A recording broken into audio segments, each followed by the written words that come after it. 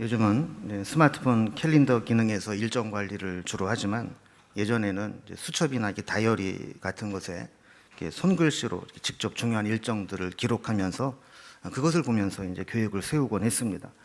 새해가 되면 제일 먼저 수첩 다이어리를 펴고 일정을 채우는 것으로부터 한 해를 시작하곤 했죠. 그래서 가정의 대소사라든지 또 가족들의 생일, 그리고 반드시 기억해야 될 중요한 일정들을 먼저 채워놓고 그걸 보면서 약속을 잡곤 했습니다. 신앙이라고 하는 것은 이렇게 하나님 중심으로 일정을 관리하는 것이라 볼 수 있습니다.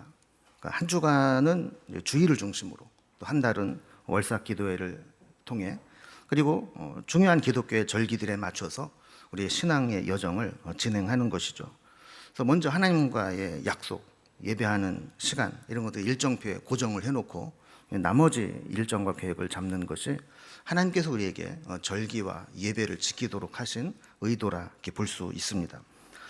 출애굽기 34장 22절에도 보면 너희는 모든 남자는 매년 3번씩 주 여호와 이스라엘의 하나님 앞에 보일지라 이렇게 말씀을 합니다. 그러니까 아무리 바빠도 아무리 중요하고 급한 일이 있어도 1년에 3번은 반드시 절기를 지키고 하나님 앞에 모여야 된다라는 거예요. 여기 하나님 앞에 보이라라는 말씀은 얼굴 도장 찍듯이 나 왔다 갔습니다 이렇게 인증샷 찍고 가라는 얘기가 아니고, 다른 모임이나 절기는 회당에서 모이든 아니면 가족별로 모이든 지파별로 모이든 할 수 있지만 이 3번의 절기만큼은 아무리 멀리 떨어져 있어도 반드시 성전이 있는 곳으로 나와서 함께 절기를 지키라 하는 겁니다. 설령 다른 지역에 살거나 외국에 나가 있더라도 이 절기가 되면 반드시 성전으로 모이라는 것이 이 절기를 제정하신 목적입니다. 구약의 이스라엘 백성들에게 명령하신 3대 절기가 있습니다. 6월절로 시작되는 이 무교절과 또 우리가 오순절, 또 맥추의 초실절이라고 부르는 칠칠절, 그리고 또 초막절, 장막절로도 불리는 수장절, 이렇게 3개의 절기가 중요한 절기들이 있습니다. 이 3개의 절기는 모두 추수와 연관이 있습니다. 물론 6월절과 이 무교절은 출애굽한 것을 기념해서 구원에 감사하는 절기로 지키는 것이지만, 그 절기를 지킬 때 가나안 땅에서는 첫 번째 수확을 해서 하나님 앞에 감사의 예물을 드리도록 한 것이 있습니다. 그러니까 이 3개의 절기가 전부 농사를 지어서 수확한 것에 대한 감사의 절기다 이렇게 볼 수 있습니다. 레위기 23장에서 그런 설명을 잘 하고 있는데, 이스라엘 백성들이 가나안 땅에 들어가서 6월절을 지킬 때, 그때가 바로 보리의 첫 수확을 할 때이고 그 열매로 하나님 앞에 예배를 드리도록 했습니다. 그래서 첫 열매를 드린다는 초실절의 의미는 사실 맥추절이라기보다는 6월절 무교절에 해당이 되는 것이다 이렇게 볼 수 있습니다. 도표를 보면서 우리 6월절의 절기를 한번 좀 정리를 해 보겠습니다. 6월절 절기를 우리가 이해하는데 조금 복잡하고 좀 어려운 이유는 우리나라의 기후나 절기나 농사법과 다르기 때문에 그렇습니다. 먼저 도표를 이해하기 위해서 이 배경 설명을 좀 드리면, 그럼 가운데 부분에 숫자가 있습니다. 이 분홍색 숫자가 있는데 이게 이스라엘의 달력입니다. 그래서 1, 2, 3, 4 이렇게 나가는 것이 이스라엘의 1월, 2월, 3월 하는 이스라엘 달력입니다. 자, 그 위에 보면 초록색 숫자가 있는데 이 초록색 숫자는 오늘 우리가 쓰고 있는 태양력의 달력입니다. 그러니까 이스라엘 백성들이 정월로 삼고 있는 니산월, 아비벌이라고 되는 1월은 우리 지금 태양력으로 따지면 3, 4월에 해당되는 그런 기간이다 이렇게 볼 수 있는 것이죠. 자, 그리고 가운데 원에 보면 이 둥근 선 화살표가 나오는데, 오른색 둥근 선 화살표는 건기입니다. 그리고 하늘색 둥근 선 화살표는 우기입니다. 우리는 봄, 여름, 가을, 겨울 4계절이 있지만 이스라엘 지역은 비가 오는 우기, 비가 안 오는 건기, 이 계절을 둘로 나누고 있는 것이죠. 이스라엘은 농사를 지을 때 이렇게 비가 오는 때와 안 오는 때를 구분해서 농사를 짓습니다. 자, 우기가 시작될 때 유대 달력으로는 이제 7월 달에 쟁기질을 하고 8월 달에 파종을 하는 것으로 되어 있습니다. 자, 이때 굳은 땅을 쟁기질할 수 있도록 비가 내리는데, 이때 내리는 비를 이른비라 부르고, 또 이때를 계절적으로 가을이기 때문에 가을비라 이렇게 부릅니다. 그리고 우기가 끝날 무렵 유대 달력으로 12월 달에 알곡이 맺혀지도록 한 번 더 비가 내리는데 이것을 늦은 비라 이렇게 부르고 계절적으로는 봄비라 이렇게 부릅니다. 우리가 생각할 때는 이른 비가 봄비 같고 늦은 비가 가을비 같은데 이스라엘은 계절이 거꾸로 돼 있다 이렇게 보시면 될 것 같습니다. 자, 그럼 추수는 언제 하게 될까요? 유대 지역은 1년에 3번의 수확을 하게 됩니다. 6월절로 시작되는 무교절에 보리의 첫 수확을 합니다. 유대 달력으로 1월이 정월이 니산월, 아비벌이라고 하는데 이때 출애굽한 것을 기점으로 해서 정월로 삼았다 그랬죠. 그래서 아비벌 14일에 6월절을 지키게 됩니다. 이날 6월절 양을 잡죠. 자, 그리고 그 다음 정월 15일부터 무교절이 한 주간 동안 시작이 됩니다. 그리고 무교절이 시작되면서 16일에 첫 소산을 봉헌하는 날이다 이렇게 정해놓고 있습니다. 아까 설명을 드린 것처럼 이때 첫 보리에 추수한 것을 하나님 앞에 예물로 바치는 날이다 하는 겁니다. 우리도 이제 추석이 되면 햅쌀로 차례를 지내지 않습니까? 근데 그것이 추수를 마치고 한 것이 아니라 가장 먼저 얻은 쌀로 차례를 지내는 것과 마찬가지로 이때도 이 첫 소산을 봉헌한다라는 것은 추수를 끝마치는 게 아니라 이제 막 시작하게 되는 그때 첫 번째 수확으로 하나님 앞에 예물을 드렸다라는 겁니다. 이때가 마침 6월절을 지킬 때가 마침 가나안 땅에는 이 보리 추수를 시작하는 시기이기 때문에 그 첫 소산을 봉헌하도록 한 거죠. 그래서 의미적으로 본다면 첫 열매를 드린다는 초실절의 의미는 맥추절이 아니라 바로 6월절의 초실절의 의미를 가지고 있다 이렇게 보시면 될 것 같습니다. 자, 그리고 두 번째 이 수확은 77절에 하게 됩니다. 자, 77절은 6월절로부터 7번의 안식일을 지난 후 그래서 77이 되는 것이고 또 50일이라고 하는 오순절의 의미로 오순절이라는 이름을 붙이기도 합니다. 자, 이때 오순절 성령 강림 주일이 우리에게 기억이 되죠. 금년에는 성령 강림 주일이 6월 5일이었습니다. 자, 그런데 이것이 현대에 오면서 원래는 이 오순절 77절이 맥추절과 성령 강림 주일이 같은 날에 이루어진 사건인데 두 개로 좀 분리가 됐습니다. 성령 강림 주일이 6월 5일 날 우리가 지켰고 그리고 맥추감사주일은 지금 7월 첫 주에 약 한 달 정도 차이가 나게 이 두 개로 갈라지게 되었다 이렇게 보면 됩니다. 자, 이때 농사를 기준으로 보면 밀을 수확해서 열매로 드리게 되는 절기입니다.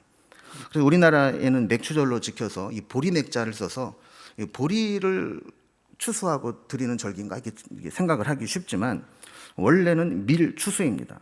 그래서 번역에도 좀 약간 오류가 있다고 볼 수 있는데 22절 말씀에 77절 곧 맥추의 초실절을 지키고 그랬는데 이게 맥추라고 할 때 이 번역된 히브리어 히팀이라는 단어는 보리가 아니라 밀입니다. 그리고 영어 성경 킹 제임스 버전에서도 밀 추수의 첫 열매라고 번역을 해 놓았습니다. 자, 이렇게 초실절이라고 하는 것은 이 밀 추수의 첫 열매를 드리는 것이라는 뜻이지 1년 농사의 첫 열매라는 의미는 아닙니다. 자, 그래서 오순절 77절은 요즘에 성령 강림주일로 지키고 또 맥추감사주일은 좀 뒤에 7월 첫 주에 지키게 됩니다. 세 번째 이제 수학과 연결되는 절기는 초막절입니다. 이때는 유대인의 달력으로 7월 달이 됩니다. 6월절이 정월 1월이라고 그랬잖아요. 그런데 이 초막절이 7월이니까 6월절로부터 6개월이 지난 후에 이 초막절을 지키게 됩니다. 그래서 6월절에는 우리가 보리 추수를 한다고 그랬고 또 77절에는 밀을 추수했다고 했죠. 그러면 이 초막절에는 뭘 추수하느냐 하면 일반적인 여름 과일과 올리브 열매를 추수하게 됩니다. 그러니까 사실 곡식이라고 하는 것은 6월절 또 77절에 다 추수를 하고 나머지는 그 후에 뭐 기름을 짤 수 있는 올리브라든지 여름 과일이라든지 이런 거를 추수하게 되죠. 이 추수를 하고 나면 우기가 시작됩니다. 그럼 추수를 못 하게 되죠. 심은 것도 없고. 그러니까 지금까지 추수한 것들을 추수해서 저장한다. 그래서 수장절 이렇게 의미를 붙여서 절기를 지키게 됩니다. 그런데 하나님께서는 이 수장절을 지키면서 너희가 약속의 땅 가나안 땅에 들어가서 농사를 짓고 이렇게 추수를 하게 되는데 그렇게 먹고 살지 않아도 광야를 지날 때 내가 너희를 먹이고 입혔다라는 것을 기억해라. 광야에서 텐트를 치고 초막에서 살 때에도 만나와 메추라기를 내려줬다. 그래서 그것을 기억하기 위해서 이 수장절에는 이 초막을 치고 나가서 절기를 지키도록, 그래서 초막절이라고도 하고 장막절이라고도 하는 절기가 이 추수에서 저장하는 수장절과 같은 시기에 지키게 됩니다. 한국을 비롯한 북반구에 위치한 대부분의 기독교에서는 이때가 가을 거지를 할 시점이기 때문에 대부분의 나라들은 이때에 맞춰서 추수감사절로 지키게 되는 것이죠. 자, 이렇게 성경에 명시된 절기들은 그 땅과 그 기후, 또 절기, 농사의 시기에 따라서 맞춰진 절기이기 때문에 오늘날 우리가 지키고 있는 절기나 농사 시즌과는 맞지 않아서 오해가 되기 쉽습니다. 또 우리가 삶의 형태도 바뀌었죠. 옛날에는 농경 문화를 가지고 있었기 때문에 항상 농사를 짓고 추수하는 것이 큰 수확이고 절기였습니다. 그러나 요즘은 이제 도시화되면서 다 직장 생활하고 월급을 받기 때문에 따로 특별히 추수라는 것을 특별히 하는 것이 이제 없어지게 되었죠. 자, 그러면 우리가 이 추수감사주일 또 맥추감사주일 이런 것이 의미가 있는가? 특별히 한국교회가 7월 첫 주를 맥추감사주일로 지키고 있는데, 그것은 실제로 우리가 보리 농사진 것을 추수해서 감사한다 이런 의미가 아니고, 한국교회는 이것을 한 해의 이 상반기를 보내면서 이 중간결산 또 후반기의 삶을 시작하는 의미로 지키게 되었다라는 겁니다. 그리고 이 중간결산이라고 하는 것은 사실 좀 게으른 사람에게는 좀 자극이 되기도 하고 유익한 점이 없지 않아 있습니다. 보통 사람들은 기한이 한참 남아있고 많이 남아있으면 미루는 것을 잘합니다. 그래서 아직 시간이 많으니까 천천히 하지 좀 나중에 하지 이렇게 생각을 해요. 근데 여러분, 미루는 사람들은 경험을 해보셨겠지만 미룰 때는 한참 남은 것 같은데 막상 마감 시간이 되면 언제 이렇게 빨리 시간이 지나는지 몰라요. 그래서 급하게 일을 하다 보면 제대로 일을 마감 짓지 못하고 때로는 낭패를 보는 경우도 있게 됩니다.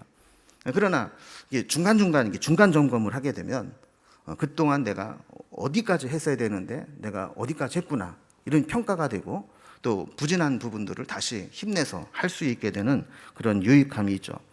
그러니까 운동 경기로 따진다면 하프타임과 같아서 이 전반전을 뛰고 난 다음에 하프타임에 모여서 이 전반전의 내용을 평가하고 혹시 부진한 부분이 있다면 보완할 수 있고 만회할 수 있는 기회를 얻게 되는 것이죠. 자, 그렇다면 오늘 우리가 맥추감사주의를 지킬 때 현대적 의미는 어떤 것인가, 우리가 어떤 의미로 맥추감사주의를 지켜야 되는가 하는 것을 몇 가지로 살펴보려고 합니다. 자, 첫 번째로 맥추감사주의의 현대적 의미는 지금까지 살아온 것이 전적으로 하나님의 은혜라는 것을 인정하고 고백한다는 의미가 있습니다. 여러분, 감사는 은혜를 아는 것으로부터 시작됩니다. 아무리 크고 좋은 것을 받아도 그걸 당연한 것으로 여기거나 은혜로 받아들이지 않으면 감사하는 마음이 생기지 않습니다. 여러분, 이 절기를 명령하신 때가 언제냐? 여러분, 출애굽기는 이스라엘 백성들이 아직 가나안 땅에 들어가지도 않았을 때입니다. 지금 이 때는 시내 광야에서 모여서 지금 잠시 동안 한 1년 정도 하나님 말씀을 받고 있을 때거든요. 그러니까 아직 거기서 농사를 지을 때가 아니에요. 아직 광야를 한참 더 지내야 되고 씨를 뿌릴 수 있는 땅조차 없는 때입니다. 그런데 하나님께서 그 땅에 들어가게 하신다면 너희가 그곳에서 이러이러한 절기를 지켜라, 이렇게 말씀을 주신 거예요. 여러분, 땅 한 평 없는 사람에게 내가 땅을 줄 것이고 농사를 지을 수 있을 것이다. 얼마나 큰 은혜입니까? 우리가 절기를 지킨다는 것은 이렇게 은혜를 기억하는 겁니다. 여러분, 결실을 위해서 필요한 것은 농사 지을 땅만 있다고 되는 게 아니에요. 종자가 있어야 되고 날씨가 받쳐줘야 되고 또 농사 짓는 사람이 건강해야 농사를 짓지, 중간에 병들어서 입원해 버리면 그 농사를 누가 짓습니까? 또 비료나 농기구가 있어야 농사를 잘 할 수 있습니다. 또 요즘에 우크라이나 전쟁을 통해서 우리가 보듯이 전쟁이나 천재지변이 없어야 때를 따라 파종도 하고 농사도 지을 수 있는 겁니다. 또 농사를 다 지은다면 유통까지도 필요한데 아무리 농사를 잘 져서 싸놔도 유통이 안 되고 썩어 나자빠지면 그 어떻게 처리를 하게 됩니까? 자, 그러니까 농사를 지어서 그것을 수확한 것을 먹을 때까지 필요한 것이 한두 가지가 아닙니다. 우리는 당연하게 먹고 있지만 그 속에는 하나님의 은혜가 다 있다는 것을 알게 돼요. 그래서 홍순관 씨가 쓴 쌀 한 톨의 무게라는 글을 보면 우리가 쉽게 생각할 수 있는 쌀 한 톨, 그것의 무게가 얼마나 될까? 물리적인 무게가 아니라 의미적인 무게를 이렇게 통찰하고 있습니다. 쌀 한 톨의 무게. 쌀 한 톨의 무게는 얼마나 될까? 내 손바닥에 올려놓고 무게를 잰다. 바람과 천둥과 비와 햇살과 외로운 별빛도 그 안에 스쳤네. 농부의 새벽도 그 안에 숨었네. 나락 하늘 속에 우주가 들었네. 버려진 쌀 한 톨, 우주의 무게를, 쌀 한 톨의 무게를 재어본다. 세상의 노래가 그 안에 울리네. 쌀 한 톨의 무게는 생명의 무게, 쌀 한 톨의 무게는 평화의 무게, 쌀 한 톨의 무게는 농부의 무게, 쌀 한 톨의 무게는 세월의 무게, 쌀 한 톨의 무게는 우주의 무게. 여러분, 쌀 한 톨의 물리적 무게는 평균적으로 0.02g에 불과하지만 그 속에서 세월을 보고 우주를 볼 수 있는 안목이 있다면 그 쌀 한 톨의 무게는 결코 가볍지 않을 것입니다. 이것을 우리 신앙적으로 좀 적용을 해본다면 지금 내 삶의 무게는 얼마나 될까요? 혹시 나는 내 인생은 이렇게 초라해, 보잘것없어, 이렇게 세상적인 가치 기준으로 생각할 수 있을지 모르겠지만 사실 내 인생 속에, 내 삶의 모습 속에 나를 사랑하시는 하나님의 사랑의 무게가 담겨져 있고 나를 세우시기 위해서 하나님의 인내와 수고가 그곳에 담겨져 있고 나에게 베푸시는 은혜의 무게가 거기에 담겨져 있고 힘든 시기를 겪지만 기도하면서 기도의 응답의 무게가 그곳에 더해진다면 우리의 삶의 무게는 결코 가볍지 않을 것입니다. 감사는 내 인생에 들어있는 하나님의 은혜의 무게까지 함께 달아볼 수 있는 것에서 시작되는 것입니다. 내가 지금까지 지내온 것은 주의 은혜라, 주의 은혜라 고백했던 찬양의 가사가 우리의 고백이 되어서 하나님의 은혜를 기억하고 고백할 수 있는 삶이 되기를 바랍니다. 두 번째, 맥주감사절의 현대적 의미는 하나님이 베푸신 은혜에 대해서 감사로 반응하는 것입니다. 우리 인간은 망각의 존재입니다. 특히 망각이 심합니다. 그래서 원수는 물에 새기고 은혜는 돌에 새겨라 라는 말이 있죠. 서운한 마음이 들 때 물에 새기고 나면 금방 흩어지고 안 보이지 않습니까? 그런 것처럼 담아두지 말고 잊어라, 이런 거예요. 은혜는 돌에 새긴 것처럼 두고두고 보아도 은혜를 기억할 수 있도록 잊지 말라는 거예요. 근데 여러분, 대부분의 사람들은 어떻게 합니까? 거꾸로 하죠. 나에게 조금 서운하게 한 게 있으면 죽어도 못 잊습니다. 어쩌면 그렇게 한결같은지. 그러나 하나님께서 주신 은혜, 사람에게 받은 은혜는 언제 받았는지 다 까먹어버리고 다 자기가 잘나서 그런 줄로 알고 살아갑니다. 여러분, 우리는 감사의 절기를 통해서 은혜를 잊지 않도록 하나님께서 이 절기를 제정하셨다는 것을 기억해야 됩니다. 그래서 평소에는 은혜를 잊고 살다가도 이런 감사의 절기가 되면 그래도 감사를 생각해 보곤 하잖아요. 그래서 억지로라도 우리가 감사를 생각해 보는 기회로 삼은 겁니다. 그럼 어떤 분이 지금 우리가 누리는 문명이 얼마나 대단한 것인가를 계산해 보았답니다. 그냥 계산하면 피부에 안 와닿으니까 만약에 전기나 기계 문명이 없었던, 또 요즘 같으면 IT 문명이 없었던 이런 이조 시대와 비교를 해보았을 때 우리가 누리고 있는 게 얼마나 대단한 것인가를 한번 계산해 보았대요. 그분의 계산으로는 조선시대 기준으로 하면 지금 우리는 하인을 한 3, 40명 두고 사는 것과 같다라는 겁니다. 빨래를 할 때 세탁기에 집어넣고 돌리면은 지가 알아서 해주잖아요. 청소할 때 이렇게 밀고 다니면 또 지가 알아서 다 빨아주잖아요. 또 우리가 연락을 해야 되고 소식을 전해야 될 때 직접 가지 않아도 전화하거나 인터넷으로 다 하잖아요. 뿐만 아니라 어디를 가야 될 때 가마꾼 없어도 자동차 몰고 휙 가면은 얼마든지 갈 수 있습니다. 요리를 하기 위해서 불을 피울 필요도 없고 물을 길러올 수고를 하지 않아도 됩니다. 다 집안에서 수도꼭지 틀고 전기 코드 꼽으면 다 요리가 가능해집니다. 자, 이런 모든 것들을 조선시대에 누리고 살려면 하인 한 3, 40명은 들러붙어야 지금 우리가 살아가는 삶을 살 수 있다는 거예요. 그러니까 우리가 뭐 사는 게 허전히 해도 옛날 생각하면서 조선시대 같으면 우리가 하인 3, 40명 부리고 사는 사람이야, 이런 이제 자부심을 가져도 된다는 것이죠.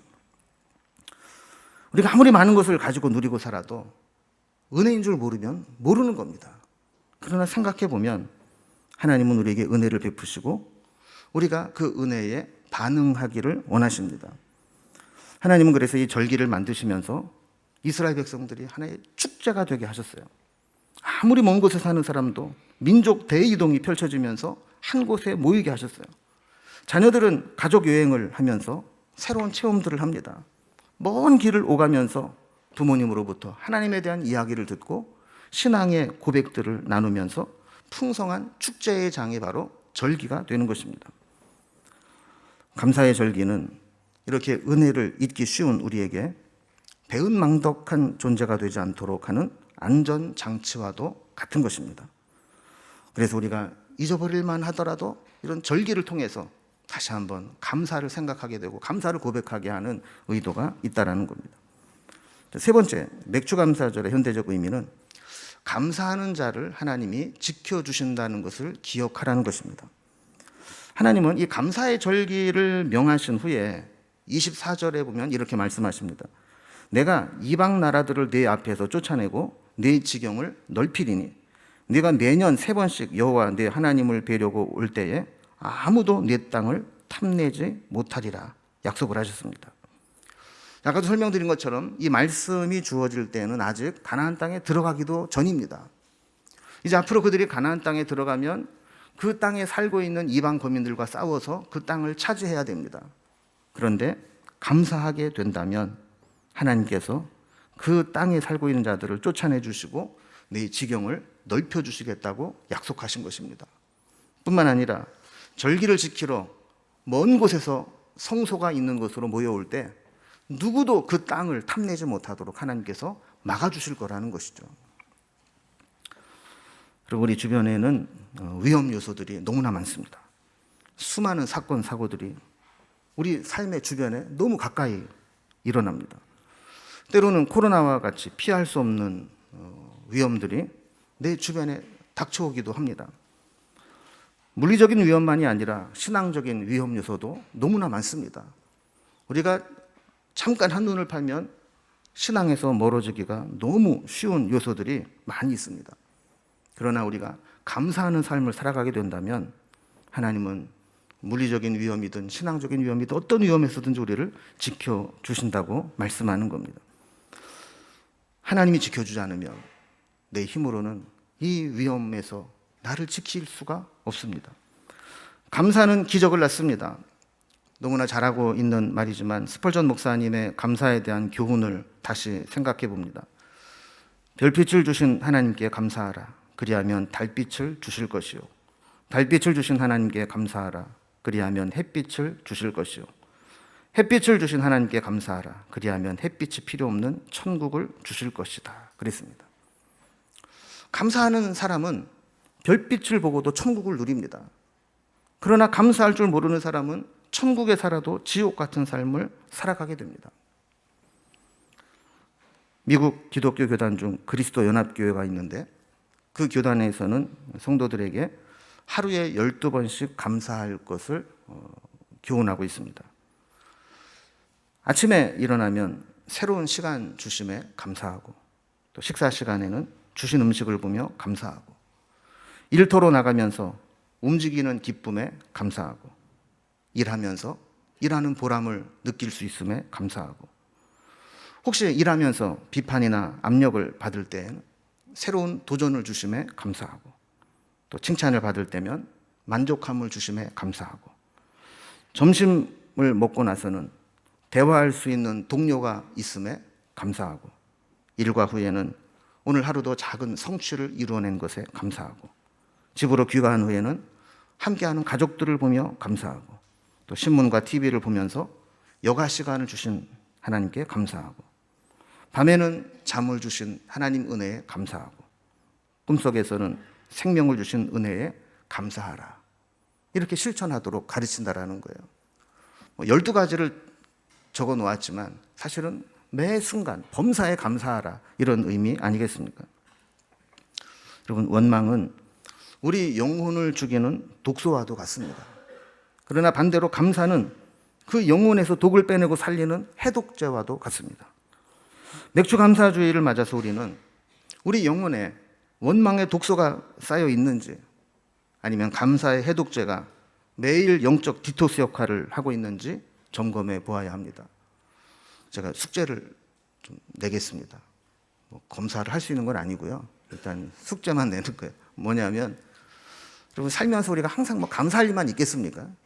그러나 이 앞으로 한 주간 동안은 어떤 일이 있어도 원망의 독소를 내가 내뿜지 않겠다. 어떻게 바꿔서라도 감사의 말로 바꾸겠다. 그래서 무슨 일이 있어도 감사의 고백을 하기로 여러분 결심을 하시고 실천을 하시기 바랍니다. 여러분, 코로나로 온라인과 대면 예배를 오가면서 심지어는 예배에 오늘은 몇 % 참석할 수 있습니다, 이런 제한을 받으면서 우리가 이런 인원 제한 없이 예배 드릴 수 있는 날이 올까 하는 그런 생각을 한 적이 불과 얼마 안 됩니다. 그러나 이제 제한 없이 예배를 드릴 수 있게 되었습니다. 이것도 은혜입니다. 또 우리가 앞으로 이제 후반기를 살아갈 때 장밋빛 인생이 펼쳐진다고 보장할 수 있는 것도 아닙니다. 어쩌면 지금부터가 우리의 삶은 더 힘들어질지도 모릅니다. 물가 인상과 고금리로 경기 침체가 우려되고 있습니다. 세계는 신냉전 구도로 돌아가면서 더더욱 위축될 가능성이 많습니다. 우리가 살아갈 길은 감사의 신앙을 회복하고 하나님을 의지하며 살아가는 것입니다. 하나님의 도우심과 돌보심을 구하며 살아가는 것입니다. 지금까지 살아온 반년의 시간보다 더 힘든 나머지 반년을 살 수도 있지만 하나님의 은혜가 함께한다면 넉넉히 이겨낼 줄로 믿습니다. 감사하면서 우리를 돌보시는 하나님 의지하면서 나머지 반년도 믿음으로 승리하는 우리 공동체가 되기를 주님의 이름으로 기원합니다. 기도하겠습니다.